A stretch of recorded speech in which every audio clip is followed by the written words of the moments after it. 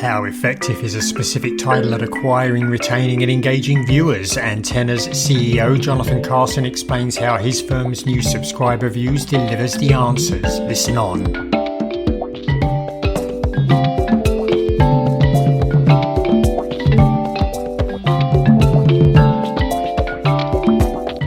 Welcome to this week's edition of Inside the Stream. This is Will Richmond from Video News, and that was Colin Dixon there at the top. Colin, good to see you. How's everything? I'm good. Have you recovered from the big YouTube outage last night? I have to admit I wasn't on YouTube at the time, so it sort of got by me. What happened? I don't know. It went down for 30 minutes. It was pretty widespread. I don't know if everybody was affected, but it seemed to be pretty widespread. I thought you were a YouTube TV user. You weren't watching YouTube TV last night? No, I wasn't watching YouTube TV last night. And did it extend to YouTube TV, or was it just YouTube? I don't know. I just saw the report this morning, and I certainly didn't notice, but I wasn't watching YouTube videos at that time. So who knows? Yeah. Who knows? Anyway, we are pleased to have Jonathan Carson with us today. But before we get to him and his interview, a couple of news items this week that you and I are going to go through. I am first up, and well, CNN is back at it.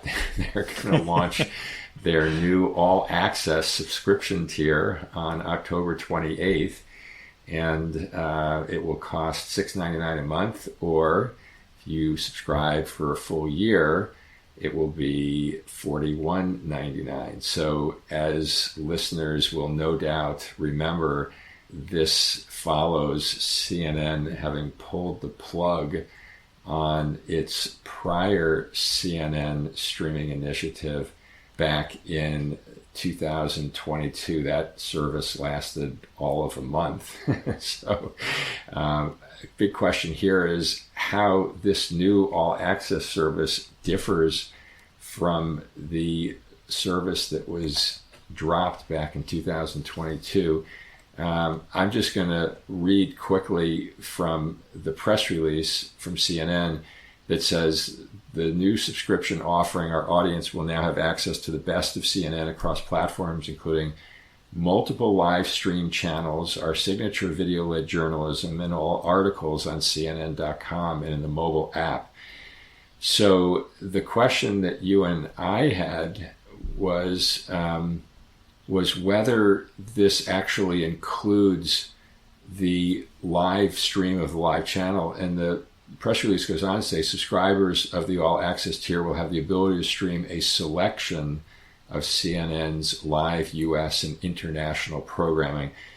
Note the words selection of CNN's live U.S. and international programming. Colin, I read this and it's just not clear to me whether the linear feed of CNN is actually going to be included in the all-access subscription tier. And it feels like if it were, that they would have made a specific point of saying that in the press release. The fact that they didn't makes me feel that it's not. And from my standpoint, I would say an all-access subscription tier at $7 a month that does not include a live feed is going to be an awfully tough sell. What do you think? Yeah, I think so. And I'm just, you got to laugh, Will. Why couldn't they be clear? I mean, it's so easy. They just needed to say it's in, right? And I would expect, I can't believe it wouldn't have it. They pulled the live feeds from HBO Max, right, last month. And everybody thought that was in preparation for this launch. But I don't know. I guess we'll just have to wait till the 28th of October. We could sign up and check it out. They said at the end that they would be more specific with the programming that will be included on the launch. Let's assume for a second, Colin, that you're right and that the linear feed is indeed included. What do you think about the value proposition that's $6.99 a month for this? I'm certainly not going to pay it. But I guess you don't think very much. No, I guess I don't think very much. What do I think? I think that this is a very competitive space. I think this is, it's certainly a lot cheaper than Fox One, which includes Fox News. So from that perspective, it's a lot cheaper. I suspect that there are some hardcore CNN fans that will go for it that don't want to pay for cable anymore. But I think it's probably going to have very limited appeal, wouldn't you say? I'd be very surprised if it got anywhere near 10 million subscribers. What do you think? Yeah, that seems like a stretch, 10 million. And again, if it doesn't have a linear feed, then I don't know. I don't know who's going to get it. Single digits. I have no idea. Anyway, let's go on. A perhaps more interesting story is what Spotify is doing with Netflix and Samsung TV. Yeah. So Spotify is out there peddling its video podcasts. Well, basically, this is what it boils down to, and it's done 2 deals. The first deal I think is the most interesting. This is a deal with Netflix, and Netflix is going to get, it looks like 16 podcasts, video podcasts from Spotify. And they come from Spotify Studios and from The Ringer. So they'll have podcasts in the area of sports, culture and lifestyle, and true crime. And, there'll be things like the Ringer F1 show and the McKay show and the Bill Simon podcast. So there's going to be a bunch of podcasts here. But the really interesting part of this, Will, is there seems to be a specific carve-out to prevent Spotify from putting these full podcasts on YouTube. Now, I'm pretty sure that Spotify wouldn't have put that in themselves. So that means that Netflix must have specified that the full podcasts that it's getting mustn't show up on YouTube. So I thought that was pretty interesting. I've never heard Netflix do that before. The other thing is Netflix says it won't run any ads against it, and even for the ad tier, they won't be seeing Netflix ads against the Spotify video podcasts. But they may contain, and probably will contain, Spotify embedded ads. So you may still see ads, and even people on the ad-free tier may see ads. So that's deal 1.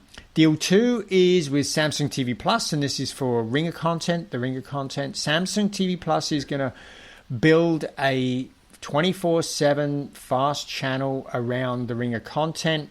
Basically, this is going to be part of Samsung TV Plus, and if you have a Samsung TV, you'll be able to watch programs like Higher Learning with Van Lathan and Rachel Lindsay, The Big Picture, The Ringerverse, Dave Chang Show, and several other shows as well. And they'll be programmed into this channel, Will. And my suspicion is that they probably don't include the podcasts that Netflix have exclusive on, although it seemed like the carve-out was only for YouTube. So anyway, that's video podcasts are starting to find their way now into, quote, mainstream streaming media. Well, notwithstanding that we have stayed audio only with Inside the Stream because of our feeling who would want to look at us. Maybe we're wrong. Maybe we should get in on this deal. Maybe we should call Netflix. We get a piece. You're right. I like this deal. Video podcasts have become very popular. And I think for Netflix in particular, it just offers them the ability to give more content choices to their subscribers, which, as we know, the more you're watching, the better you'll retain your subscription. So yep. I like this for Netflix, and I could certainly see more of this coming down the road. Me too. Okay, well, with that, Colin, we're excited to have Jonathan Carson with us again from Antenna, who is going to give us some detail on their recently launched subscriber views product and its value in the market. So welcome, Jonathan. Really psyched to be here, Will. Thanks.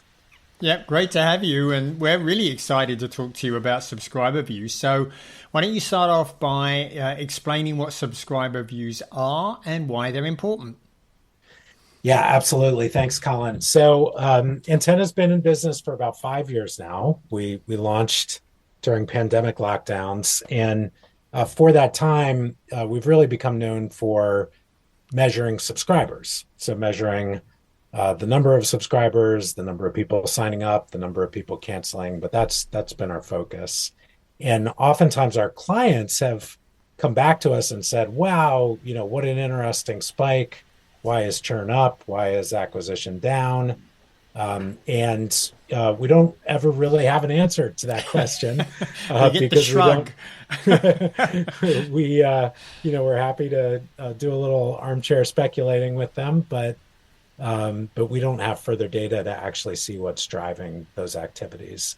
And the services, obviously, when they're looking at their own service performance, they're looking at those same subscription activities, the people signing up, the people canceling, but they're also looking at how people use the product. And in the video category, that means what shows are they watching?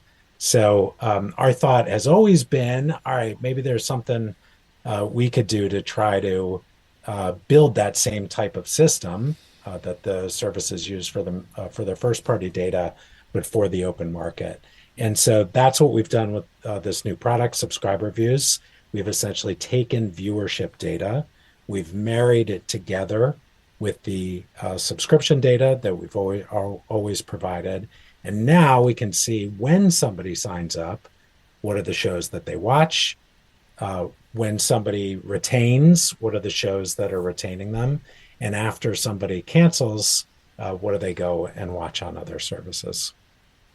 And just to pick up on that, Jonathan, so is subscriber views a standalone product for Antenna? Is it something that we bundled with the established product? And I guess who is subscriber views targeted to? Who are the buyers of this product? So it is a standalone product, but it is fully integrated with our flagship subscriber metrics product. So the data is actually intermingled together. And when we see 2 million people signed up for Peacock, now we're saying, and those 2 million people that signed up watch these shows. So separate product, but unified data set. And as far as the potential clients go, we are literally just coming to market, so we'll see. We're open to learning on that front, but right up front, I think from the last couple months of bringing the product out to show it to prospective customers, we really see three main potential buyer groups. The first one are the service operators themselves, the ones that that make up the core of our client base right now.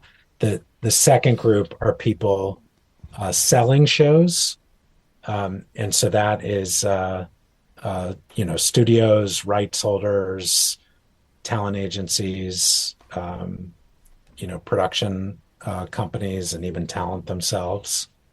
And then the third group are people buying shows, and those groups are often within the services, so they're kind of tangential to our current clients. But it's really the programmers, the people figuring out the programming strategy for the services. Great. So, okay, so this is a whole new data set for you. So we've talked about in the podcast, in our previous interviews, you talked about where you get the data from the subscription data. Where is the viewing data coming from? And can you give us a flavor for what's in there and what you can and cannot ascertain from it? Yeah. So the subscription data, as we've talked about before, is financial transaction data from about 2 million Americans. So we're literally seeing, the actual transactions when they sign up for or cancel one of these services. The viewership data we are licensing directly from the television manufacturers, and in the industry, that data is kind of commonly called ACR data. So it's automatic content recognition, but it's essentially data that is pulled directly off the glass by the TV OEMs, by the manufacturers. And the manufacturers grab that data off the glass. It's very commonly used in the advertising industry to both measure the performance of television ads, and for targeting purposes to decide which ads should be displayed to which CTV users. So the data has existed for a long time. What antenna is doing that's unique is number one, we're really doing much deeper processing of that data to understand the show that is being viewed. So the focus in advertising is what ad is being played. We care about what show the person is watching. And then number two, we link that data directly together with the subscription activity. We don't look at the individuals. We don't have any personal identifiable information either in our transaction panel or in the viewership data. So we're not doing an actual match. We're more using AI and machine learning to construct a viewership profile for each transaction panelist. So I mentioned limitations. It sounds like one of the limitations might be that you can't tell how somebody is watching a show. So you can't tell, for example, if somebody's watching Matlock on Paramount Plus, or they're watching it on their local CBS affiliate, or for that matter, on a virtual MVPD like YouTube TV, right? Well, we're working hard on that problem, Colin, and we think we're making a lot of headway. That is a big problem in the industry with this ACR approach. Is you see Matlock playing, but you don't know what service it's on. We have a lot of information, though, about these transaction panelists. So if we know, okay, this particular person is Ah, subscribed to Paramount Plus and does not have a subscription to pay TV, then we know to credit Matlock to Paramount Plus, not to the local CBS affiliate. So we've built a whole system to do those assignments that we think is a pretty big step forward for the industry. cool. So, following on that, Jonathan, take us into the proverbial sausage factory just for a moment and tell us a little bit about what's happening behind the scenes with the AI matching of these two data sets that you have. Yeah, sure thing. So a way to think about it is if you've got 2 million people where you see what they're subscribing to, and then you got 3 million television sets that you see what they're watching. It's really a matter, but you don't know who they are on either side. It's really a matter of finding a television set that matches each of those people. And we're not trying to find the exact television of that person. That's not the goal. This is a modeled approach. But what we would do essentially is if we see, okay, on October 1st, 2025, this particular transaction panelist signed up to Peacock for the very first time. We're going to go into those 3 million television sets and we're going to look for all the televisions that first opened the Peacock app and watched a Peacock show between, say, October 1st and October 4th. And maybe out of those 3 million television sets, maybe we have a dozen that meet that criteria.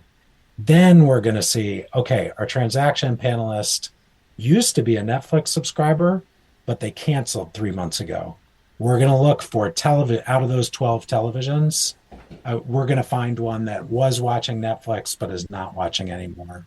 And we'll kind of use those different clues. And by the way, we have demographics on both sets of data as well. So we can use that as a clue as well. We're going to use all those different clues to figure out, all right, this is a television that has a good match with this panelist. And then we assume the TV viewership onto our transaction panelist. So it is modeled. It's not the exact viewership of the individual transaction panelist, but we think it's a very good model, and our quality tests have shown that the data stands up. And the advantage of that model approach is we get this fully integrated data set where we can cut the data both by subscription activity and by viewership. Brief follow up on that, the role of AI in all this?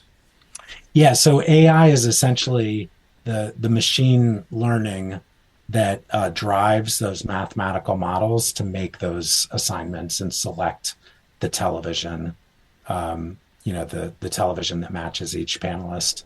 And I've been working with those types of machine learning algorithms for the better part of 25 years now, from my early days founding Buzzmetrics back in the late 90s.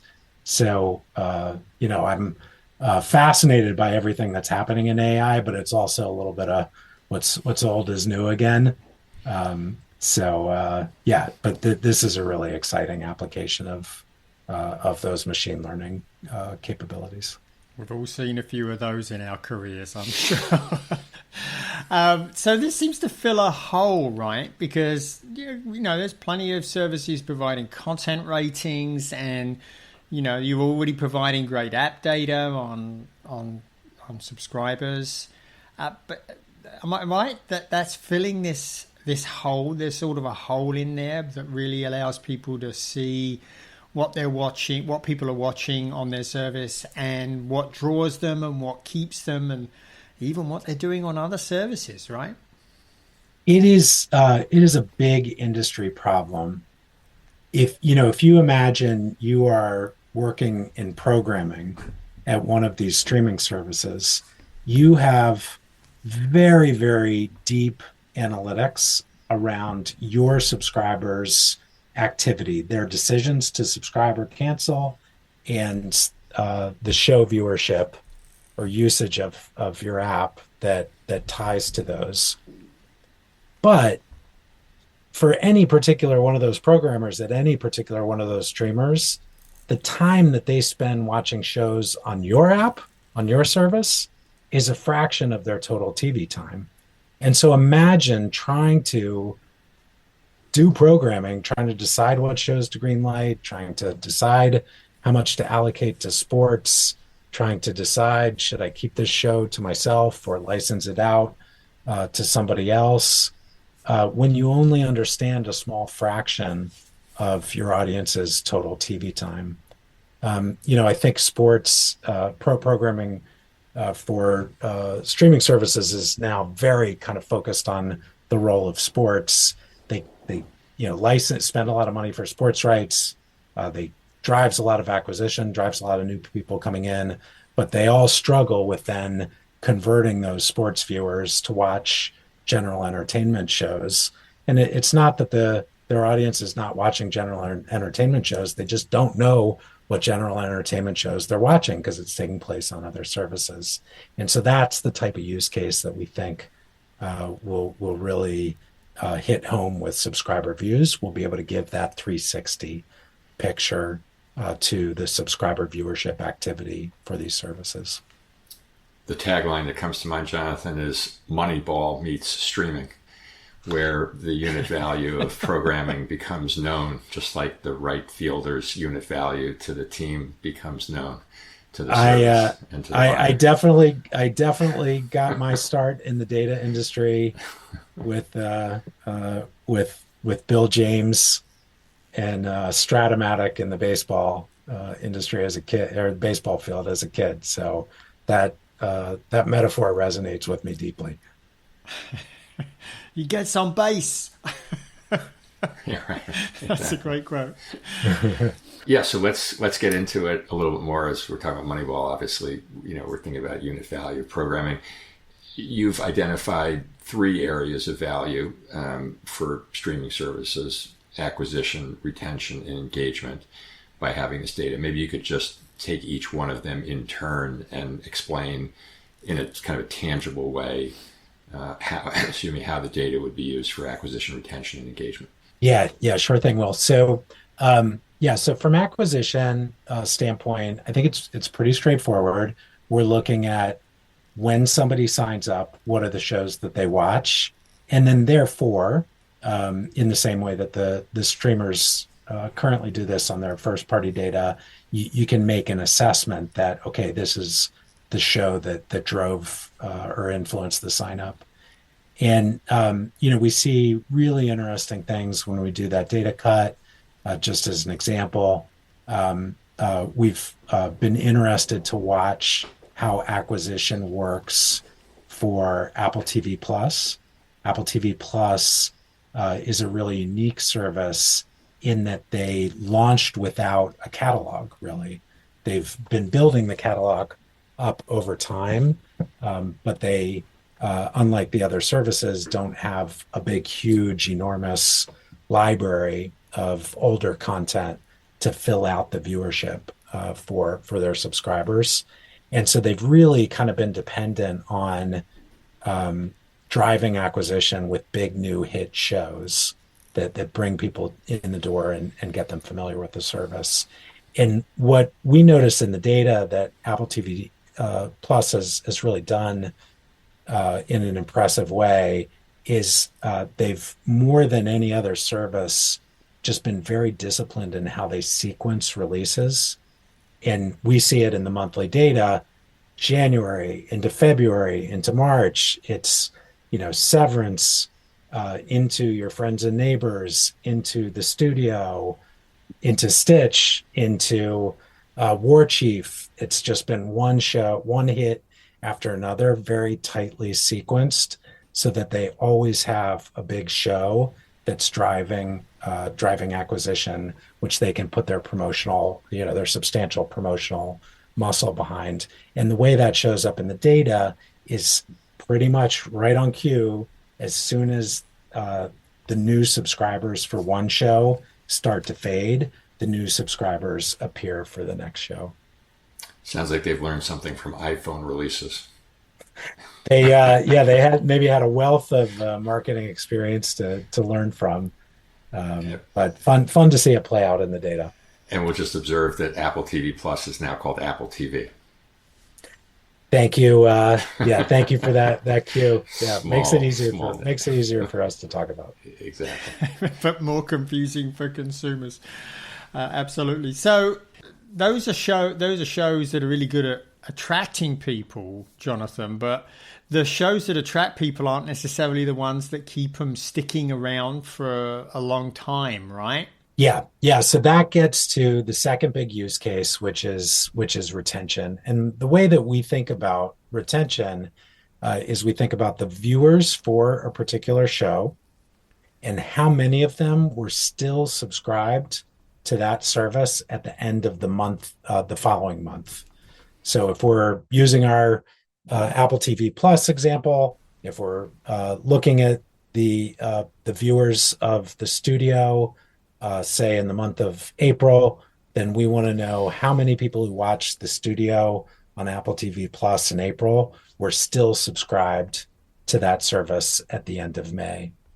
And what we tend to find is hit new shows that have just come out retain quite well because people are staying through the life of that show.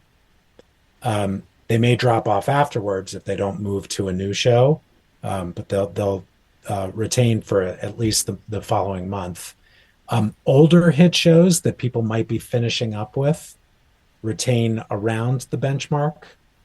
And then big events, so big films or big sports events are typically trending towards retaining below the benchmark because they get more people that are coming in just for that one-time event.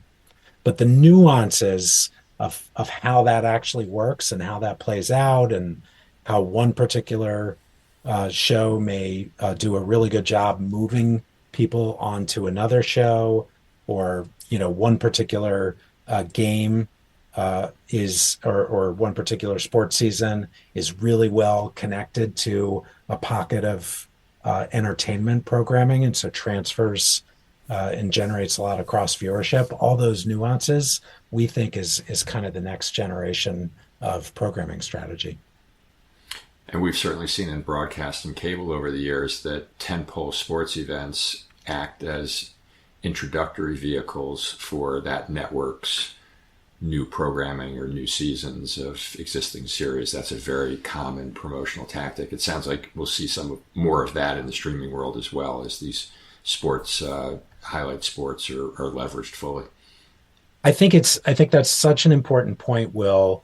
The nuance of linear is when the game ends, it automatically brings you over to the next show. And I grew up in my household that it's burned into my memory the idea of the closing interview of the NFL game, and one beat later, the tick tick tick of the 60 minutes stopwatch. They were brilliant at Yeah. those transitions in order to carry the audience through. Streaming has it a little different. You don't go straight from the game to the 60-minute stopwatch. You got to get somebody back out to the home screen and choosing something else. And so I think that these new techniques, these new kind of programming tricks are still just emerging, and we hope that antenna providing data to help programmers understand those nuances will be an important part of success. Yeah. Well, let's go on to the last piece. We don't have a ton of time left, but the third piece that Antenna sees as a value here is engagement across competitive services. And maybe you could just explain what that is, and also some early findings that you have. Yeah, absolutely. So, engagement we think of as what are my subscribers doing off of my service is the most simple way to describe it. And the services with their internal content analytics systems, they're really, really good at understanding not just what are all my subscribers watching, but what are very specific groups of subscribers watching. And one of those could be new subscribers, but they also spend a lot of time trying to understand like vulnerable subscribers. So, what are the people who came in and watched one sports event and then, have only been lightly using the service in the 30 days since then? What are the things that they're lightly watching? What are the one or two shows that are getting an episode of their time? Or, people that have not opened my app in 30 days or more, what were the last things that they watched 30 plus days ago? So that type of analysis is very familiar to them. What's even more valuable, though, when you're looking at those vulnerable cohorts, is what are they doing outside my app if they're not spending much time on my service?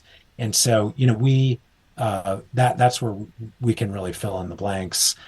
We've been looking at vulnerable subscribers on Disney Plus as an example. And when we look at individuals that watch children's titles on Disney Plus, but don't do it heavily or have just recently subscribed to Disney Plus, so they're in that kind of early vulnerable stage where people have a lot of churn in their first couple of months.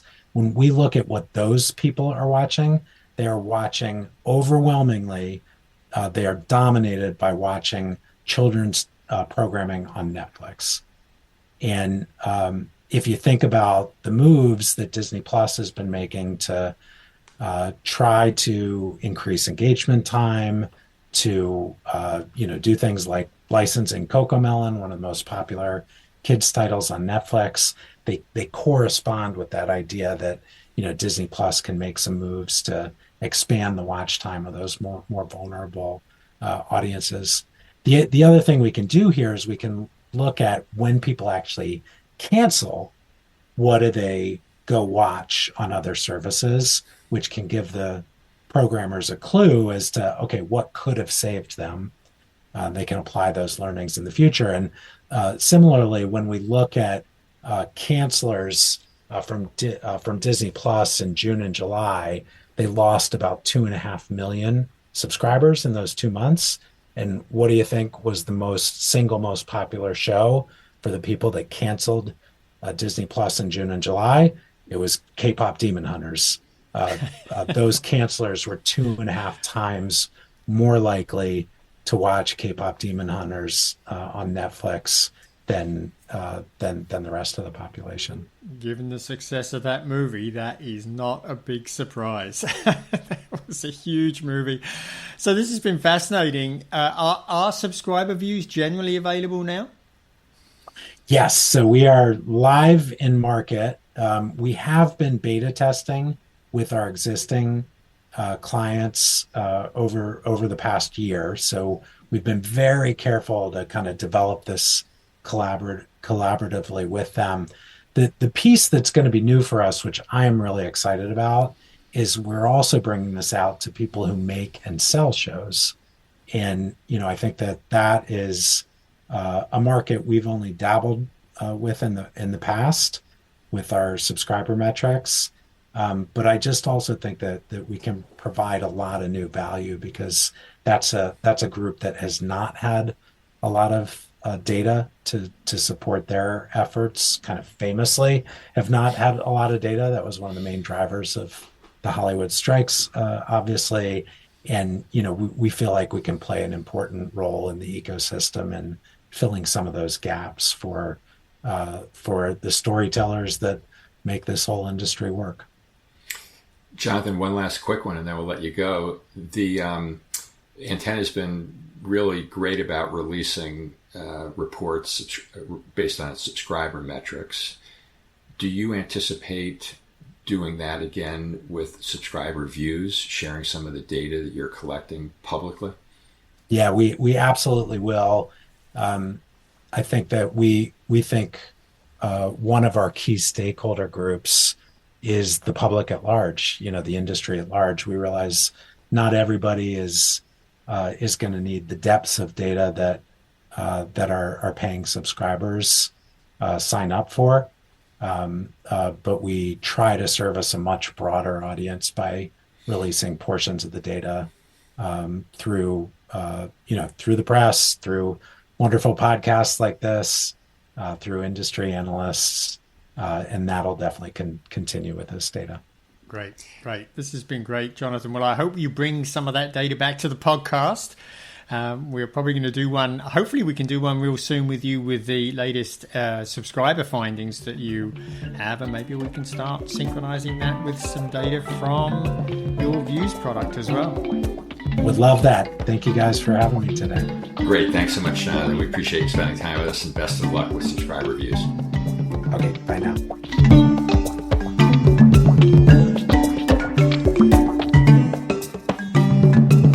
Inside the Stream is a production of In-Screen Media and Video News, all rights reserved.